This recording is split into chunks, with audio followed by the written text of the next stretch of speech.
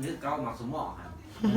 บอกไปก่อนแล้ว มาไม่ยัง อยู่เวียดนามก็กินคือการมักสมอนี่เอ้าบ่มีมักสมอมีแต่มักขามป้อม ข้ามบอกมาสินค้า บอกว่ามาข้ามปอมอยู่เวียดนามเด้อ มาเด้อกินมักขามป้อมอยู่เวียดนามเด้อเอาเราได้มาออนบ่เห็นหน้าเจ้าของ มาข้ามปอมมาแต่ลาวแต่มากินอยู่เวียดนาม โอ้ย นั่งใจกูซ่า เอาละตัง มีดเดียวมาเอานี่เรื่องเนี่ยมีบอทั้งเนื้อนี่ มักสมอ เอ้าคนทำหมักสมอมาเนี่ยหมักจัน มัก โอ้บ่ ห พา มักสมอมีดเบิร์ดบอล มาไม่ยังนี่ หมักจันนี่เอาน้องที่มึงตัวเนี้ย รถเป็นอะไร เคยรู้แล้วเคยเห็น ที่มึงตัวอ่ะ เคยกินแล้ว เอามาแต่เซกองไหนกองเซได้ ทุกคนให้หอมมากมักกันบ่แม่นบ่แม่น โอ้อยู่เวียดนามก็ได้กินคือเดียวเนาะ คือเดียว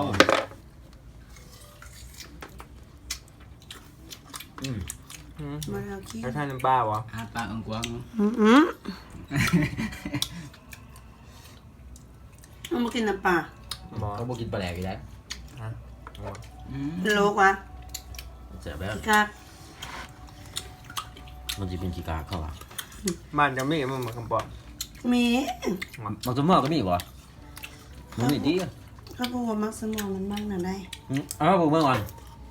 เบิร์ดบอกสมอเฮา เอามาแล้วนะครั วิ บ คุวิคุ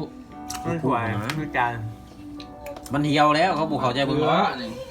หนอนนั้นมีนะ หมากที่เดื เดี๋ อย น วเราเชเบิ้ง เดือน ข้ามือหวาน นี่แล้วมาสมหม้ออันนี้กินกับปนปลาดุก